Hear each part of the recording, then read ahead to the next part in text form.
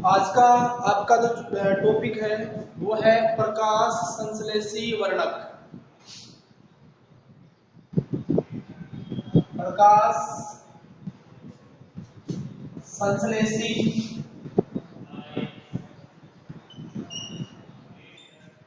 वर्णक।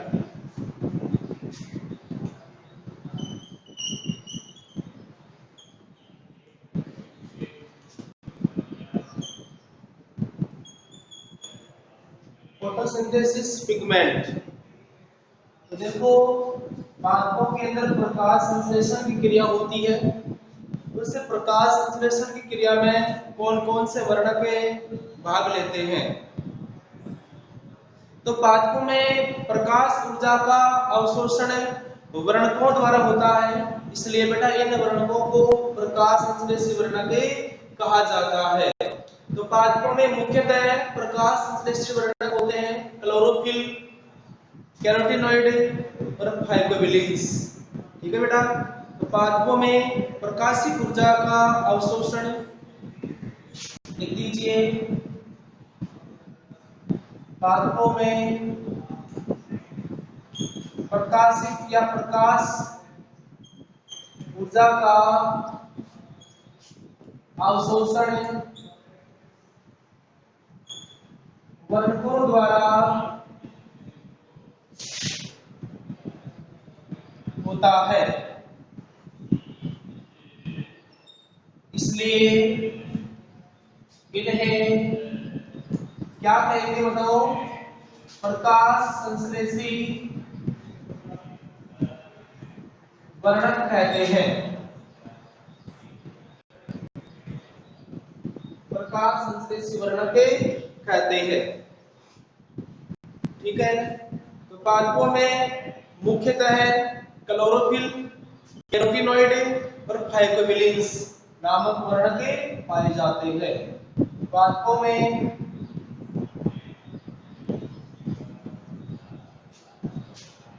Chlorophyll, carotenoid तथा फाइब्रोबिलिन्स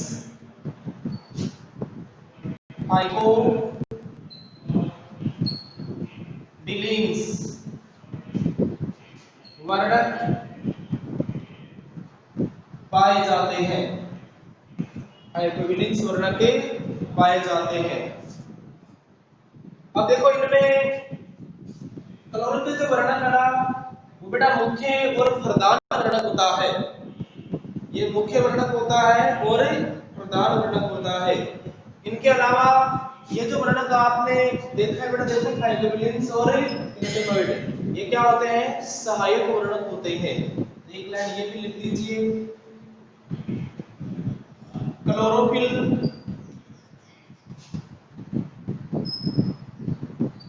मुख्य या प्रधान वर्णक होता है, प्रधान वर्णक होता है।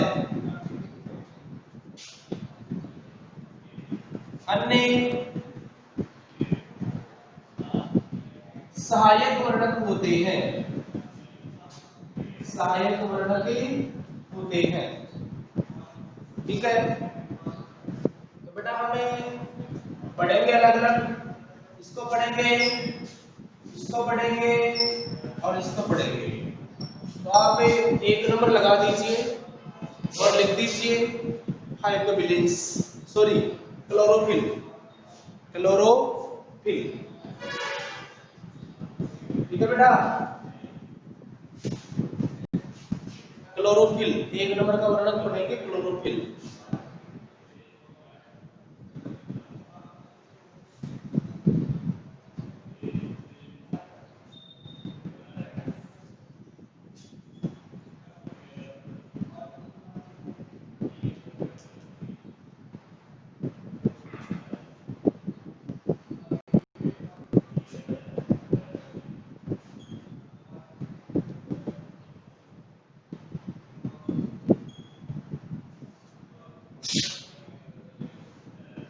तो बेटा आप ये जानते हैं क्लोरोफिल है वो हरे रंग का वर्णक होता है, किस रंग का होता है?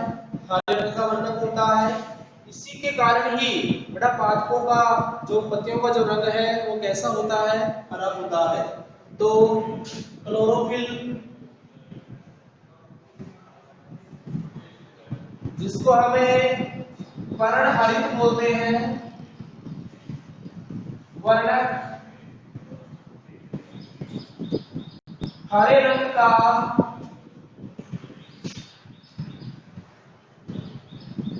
वर्णक होता है। ठीक है बेटा, किस रंग का होता है? हरे रंग का वर्णक होता है। हम यदि पूरे बेटा प्लांटी जगत की बात करें, हम पूरे पादप जगत की बात करें तो बेटा पूरे पादप जगत के अंदर 7 प्रकार के क्लोरोफिल वर्णक पाए जाते हैं। कितने प्रकार के? 7 प्रकार के क्लोरोफिल वर्णक पाए जाते हैं। तो देखो 7 प्रकार के क्लोरोफिल वर्णक कौन कौन से पाए जाते हैं, तो हम उनको पढ़ेंगे। तो आप लाइन बटा लिख दीजिए। पादप जगत में लगभग 7 प्रकार के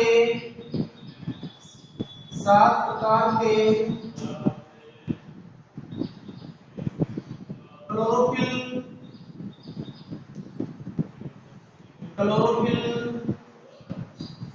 वर्णक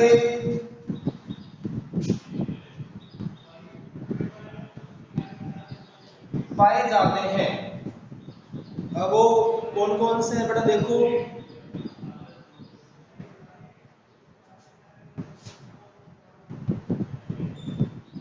क्लोरोफिल ए, क्लोरोफिल बी,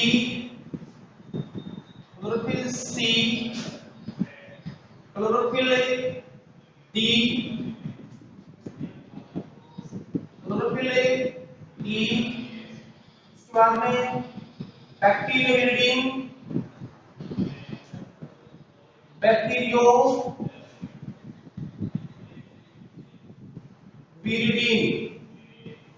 बैक्टीरियोविरिडीन और एक लास्ट है बेटा बैक्टीरियो क्लोरोफिल।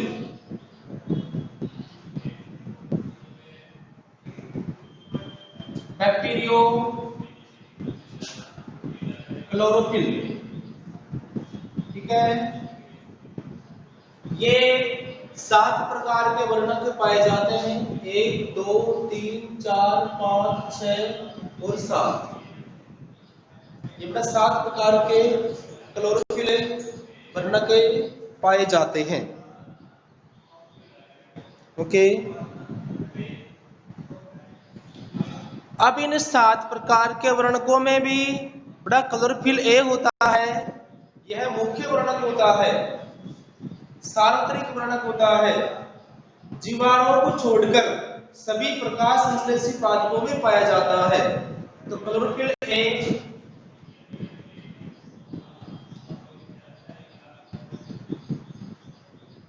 बड़ा स्मॉल लेटर लिख रहा है, क्लोरोफिल ए, इसको हम शॉर्ट में क्या लिखते हैं? ए।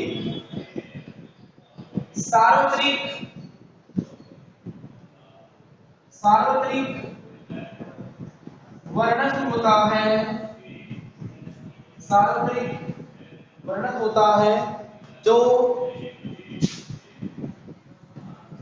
जीवाणुओं को छोड़कर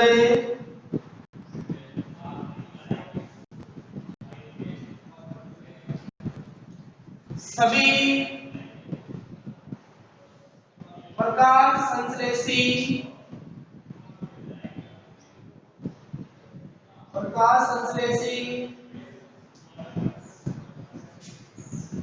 संश्लेषी पादपों में पाया जाता है।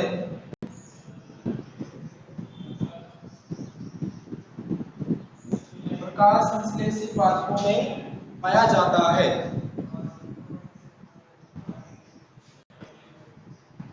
ठीक है बेटा। इसके बाद में ये क्लोरोफिल बी सहायक वर्णक होता है। क्लोरोफिल बी सहायक वर्णक होता है जो क्लोरोफिल ए के साथ तो पाया जाता ही है, क्लोरोफिल ए किन में पाया जाता है? सभी प्रकाश संश्लेषी पादपों में पाया जाता है। लेकिन क्लोरोफिल बी सभी प्रकाश संश्लेषी पादपों में तो पाया जाएगा, इसके साथ साथ बेटा सभी जो प्रकाश संश्लेषी जो हरे शैवाल है बेटा उनमें भी पाया जाता है। क्लोरोफिल बी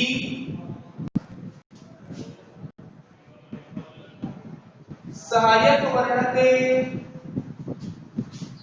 होता है जो सभी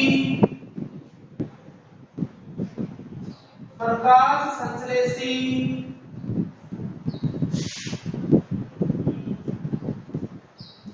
पादपों के अलावा हरे शैवालों में भी पाया जाता है।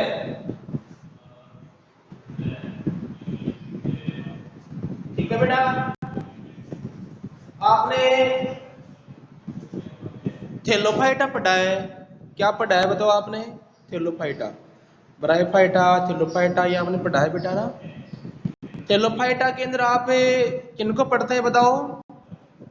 थैलस के आकार के पादप जिनको हम बेटा शैवाल बोलते हैं। क्या बोलते हैं? शैवाले बोलते हैं। शैवाल आपने तीन प्रकार के पढ़े हैं। एक आपने पढ़ा है क्लोरोफाइसी, एक पढ़ाया आपने गियोफाइसी, एक पढ़ा आपने प्रोटोफाइसी। ठीक है, आप देखो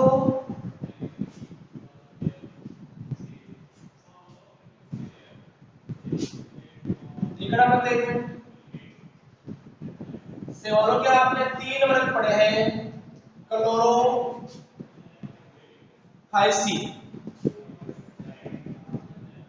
फियोफाइसी, ठीक है, इसके अलावा रोडोफाइसी। ठीक है बेटा, इनका हरा रंग क्लोरोफिल ए और क्लोरोफिल बी। आगे बेटा मैंने अभी आपको लाइन दिखाई है, इनका भूरा रंग और लाल रंग, सॉरी भूरा जेंथुल शेड या एनसीईआरटी की बुक के अंदर पढ़ेंगे क्लोरोफिल सी, बेटा क्लोरोफिल ए और क्लोरोफिल डी। इनके साथ साथ एक और पाया जाता है बेटा आर फाइको इरिथ्रीन। इस आर फाइको इरिथ्रीन के कारण ही इनका रंग बड़ा कैसा होता है? लाल होता है। बहुत इंपॉर्टेंट है जो मैंने अभी आपको लिख के दिया है, बहुत बार क्वेश्चन इनसे पूछा जाता है। ठीक है बेटा, शैवालों का, लाल शैवालों का रंग लाल क्यों होता है? आर फाइको इरिथ्रीन के कारण, आर फाइको इरिथ्रीन वर्णक के कारण।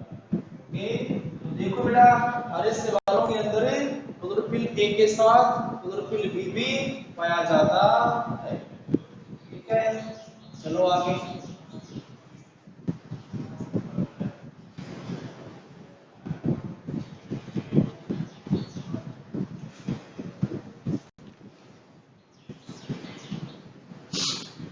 इसके बाद में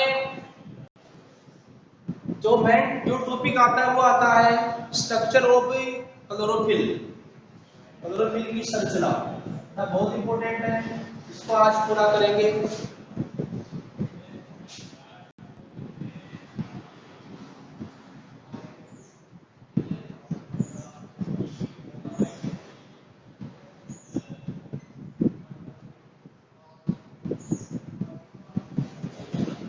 पर्णहरित की संरचना। बेटा तीन वैज्ञानिक थे, एक का नाम था विल्स टाटर, विल्स टाटर, टाट चलाया करता था, इसलिए उसका नाम ही निकाल दिया बेटा क्या? Wills tartar. स्टाल, स्टॉल रखता था ये, स्टाल तथा फिशर द्वारा 1912 मैं इसकी रासायनिक संरचना का अध्ययन किया। तो देखो क्लोरोफिल की रासायनिक संरचना का अध्ययन क्लोरोफिल की रासायनिक संरचना का अध्ययन सर्वप्रथम 1912 में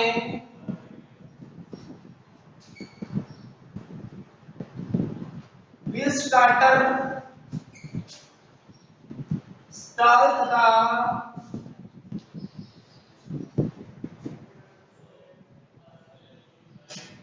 फिशर द्वारा किया गया। ओके बेटा, और फिशर इनका आपको ध्यान में रखना है।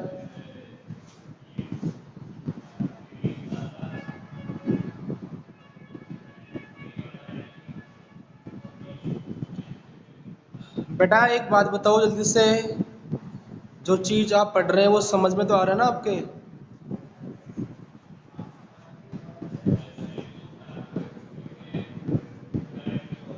अरे बताओ ना जल्दी से, एक बार कमेंट करके बताओ जल्दी से।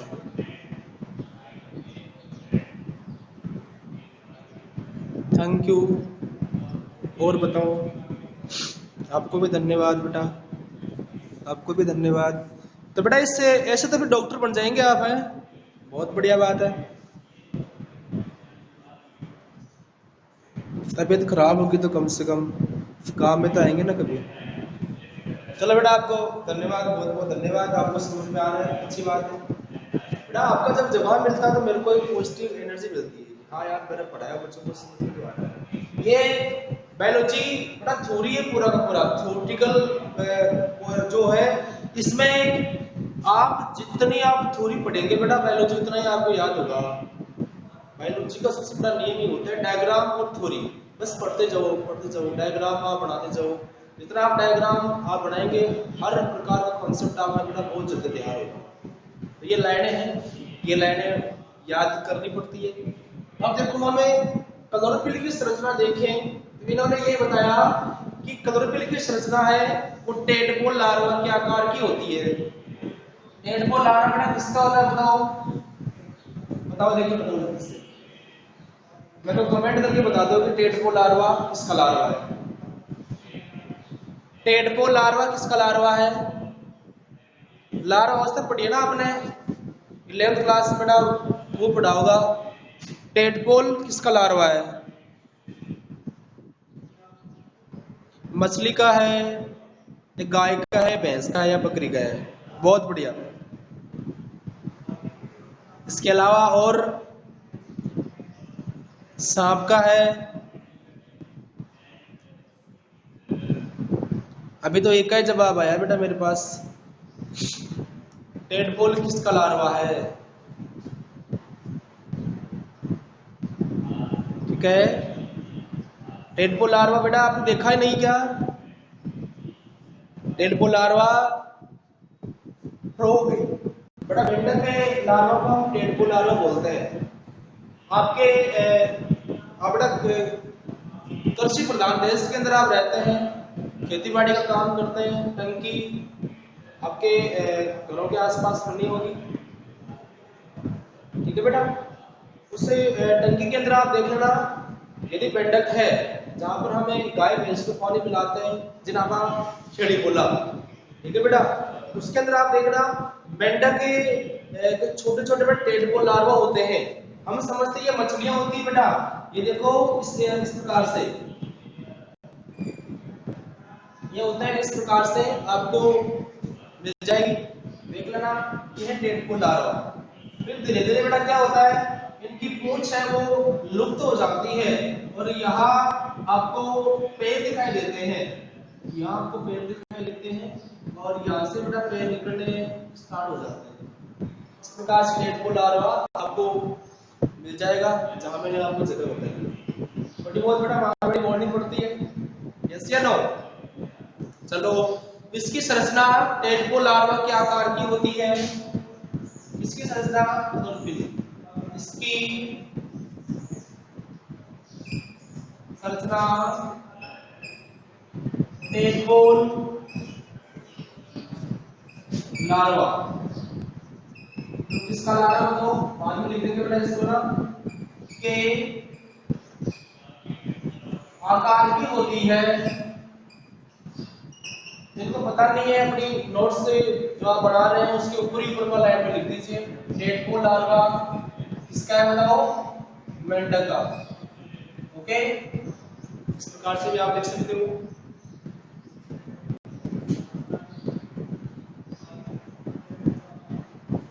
बड़ा थोड़ा सा ध्यान से पढ़ते जाना। इसकी संरचना में इसका जो शीर्ष भाग होता है, टेडपोल लार्वा ऐसा लो ना, मैंने आपको अभी बताया, शीर्ष भाग होता है वो बेटा एक वलय का बना होता है। उस वलय को बोलते हैं पोरफायरिन वलय। क्या बोलते हैं? पोरफायरिन, पोरफायरिन वलय बोलते हैं। और इसकी पूंछ है बेटा एल्कोहल की श्रृंखला से बनी होती है। तो प्रत्येक लाइन को मेरे साथ साथ आप समझ जाना। इसकी संरचना में शीर्ष भाग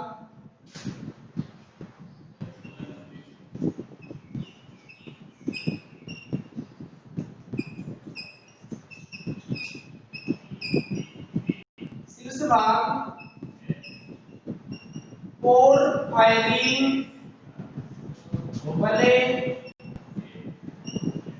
तथा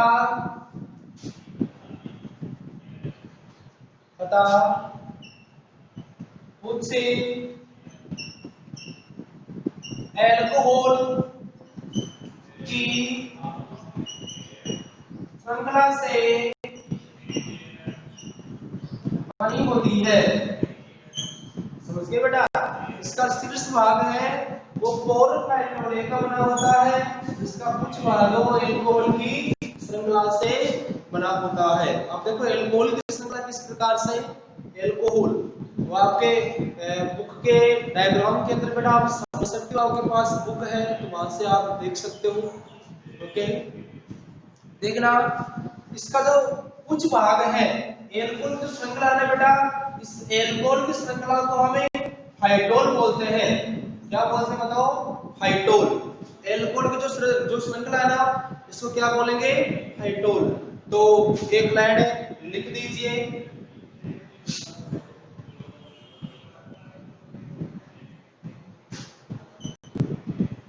इसके कुछ भाग को हाइड्रोल कहते हैं। इसके कुछ भाग को क्या कहते हैं बताओ? हाइड्रोल कहते हैं। इसके कुछ भाग को हाइड्रोल कहते हैं।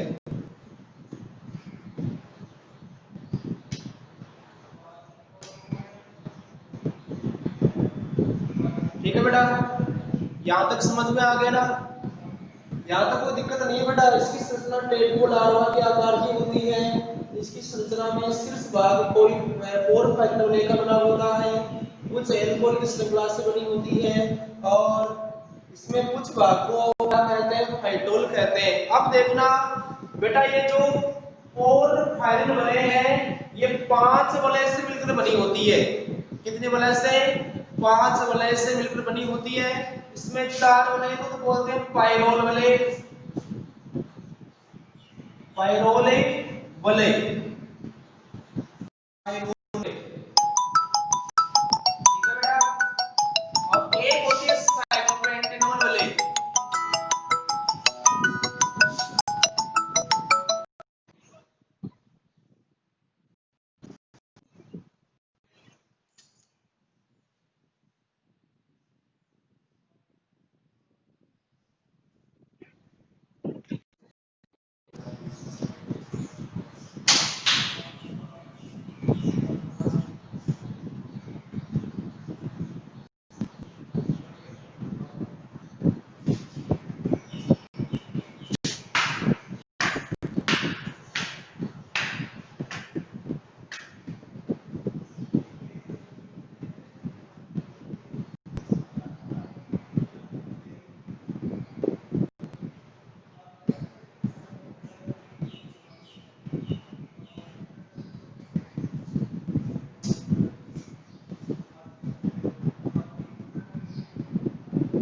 किसी का बीच में बेटा कॉल आ जाता है ना तो डिस्टर्ब हो जाते हैं यहाँ ना।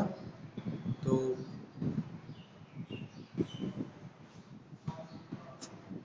देखो आगे चलते हैं बेटा, प्रत्येक लाइन को समझ से जाना। मैं यहाँ ये बता रहा हूँ कि फोर फाइनल वलय है वो बेटा 5 वलय की बनी होती है। कितने वलय की? 5 वलय की।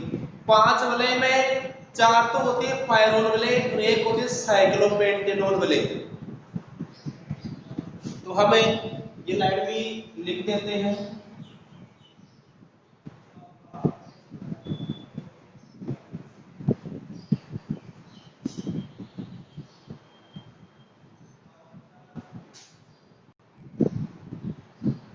फोर फाइलिन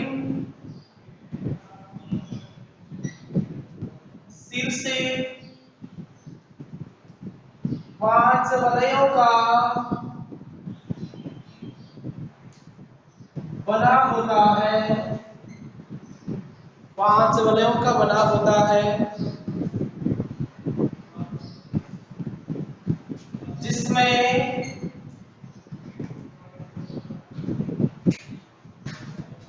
4 पायरोल वलय तथा एक साइक्लो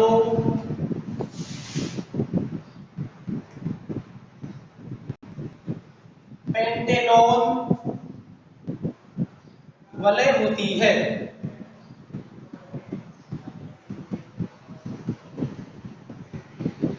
ठीक है बेटा, इसको इस प्रकार समझना। हम पढ़ रहे हैं पर्णहरित क्लोरोफिल। इसकी संरचना होती है टेडपोल लार्वा के समान। एक बात समझ रहे बेटा, टेडपोल लार्वा के 2 भाग होते हैं। एक तो होता है शीर्ष भाग, ठीक है, और एक होता है उच्च भाग। ठीक है, बात करें इसकी, इसका शीर्ष भाग है वो पोरफाइनोले का बना होता है। पोरफाइनोले का बना होता है। पोरफाइनोले है वो, इसमें 5 वलय पाई जाती है। 5 वलय जिसमें 4 वलय तो होती है, 4 पायरोल वलय, ठीक है बेटा, और एक साइक्लो पेंटेनोल वलय। कुछ भाग है बेटा, कुछ भाग वो एल्कोहल की श्रृंखला,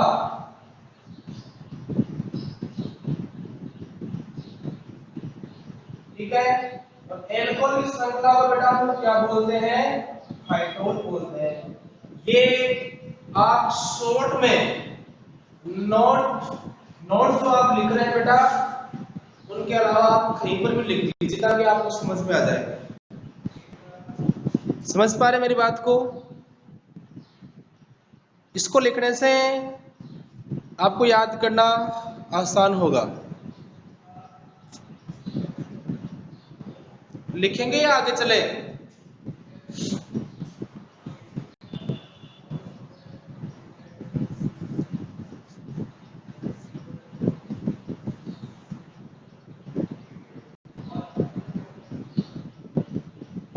चले बेटा आगे।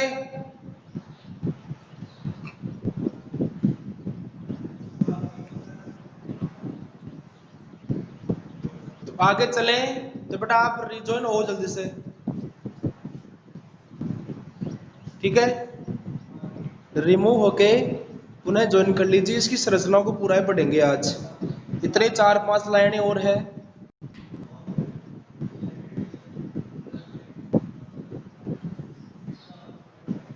जल्दी देखें।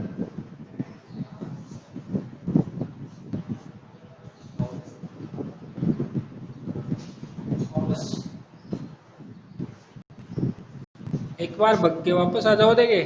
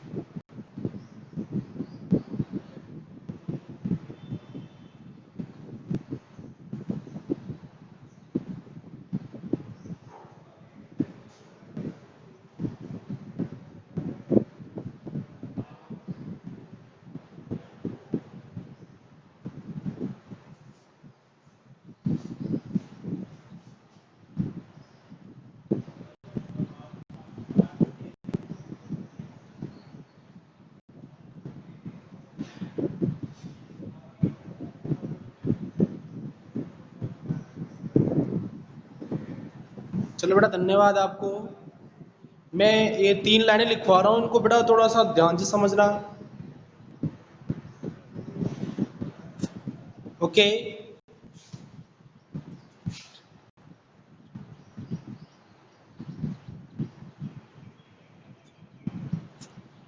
बेटा ध्यान से समझने वाली बात है।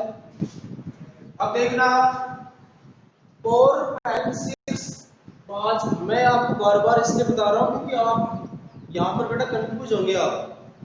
4, 5, 6 5 वलयों का बना होता है, समझ में आ गया। इसमें 4 क्या होती है, पायरोल वलय होती है, और एक क्या होती है, साइक्लोपेंटेनोल वलय। बेटा ये 4 पायरोल वलय में यदि किसी एक पायरोल वलय की बात करें तो एक पायरोल वलय में 5 परमाणु होते हैं। 4 होती है पायरोल वलय। हम एक पायरोल वलय की बात करें, एक में बेटा 5 परमाणु होते हैं। 5 में 4 तो होते हैं कार्बन परमाणु, एक होता है नाइट्रोजन परमाणु। तो देखना बेटा, और चारों पायरोल वलय के मध्य बेटा मैग्नीशियम होता है। क्या होता है, मैग्नीशियम। मैग्नीशियम देखना, ये मैग्नीशियम आयन, ठीक है बेटा, ये नाइट्रोजन,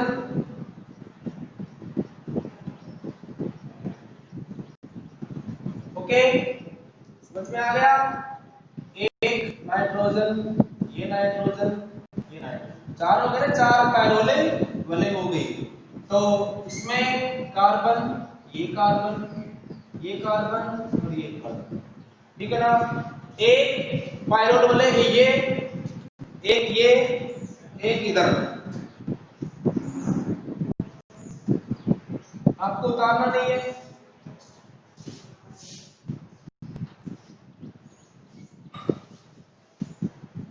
ठीक है बेटा। बीच में क्या है, एआयनिक मैग्नीशियम आयन है।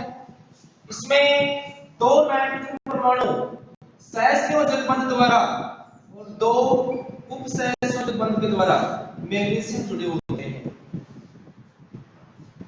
बेटा ये समझ में आ गया कि नहीं आ गया, मेरे को ये बताओ।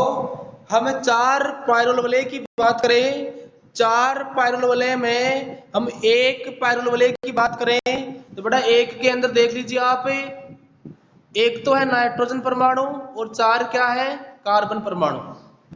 ओके, इस प्रकार से एक पायरोल वलय में 5 परमाणु होते हैं।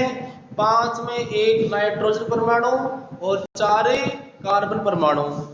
चारों पायरोल वलय में, चारों नाइट्रोजन परमाणु में से 2 नाइट्रोजन परमाणु मैग्नीशियम के साथ सहसंयोजक बंध के द्वारा और 2 उप सहसंयोजक बंध के द्वारा जुड़े होते हैं।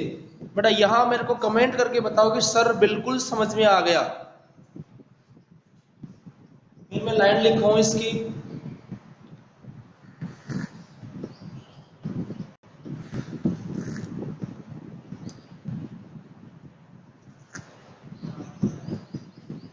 बताओ जल्दी से, किसी का भी कमेंट नहीं आया बेटा अभी तक।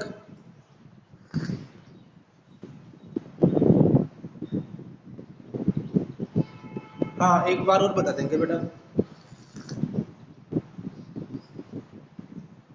देखो टेडपोल लार्वा के समान इसकी संरचना, एक तो कुछ भाग है और एक शीर्ष भाग है। शीर्ष भाग किसका बना होता है, पोरफायरिन वलय का बना होता है। पोरफायरिन वलय है वो बेटा 5 वलय का बना होता है। इस वलय के अंदर कितने वलय होती है, 5 वलय होती है। इसके अंदर कितने वलय हैं, 5 वलय। 5 वलय में 4 तो है कौन सी, पायरोल वलय, और एक क्या है, साइक्लोपेंटेनोल वलय। ठीक है बेटा, यहां तक समझ में आ गया ना। अब देखो हमें 4 पायरोल वलय की बात करें तो 4 में से यदि हम एक की बात करें तो एक पायरोल वलय में 5 परमाणु होते हैं। 5 में 4 तो होते हैं कार्बन परमाणु और एक होता है नाइट्रोजन परमाणु। इस प्रकार से कितने होते हैं, 4 पायरोल वलय होते हैं। 4 में 4 ही क्या है, नाइट्रोजन है। ठीक है बेटा,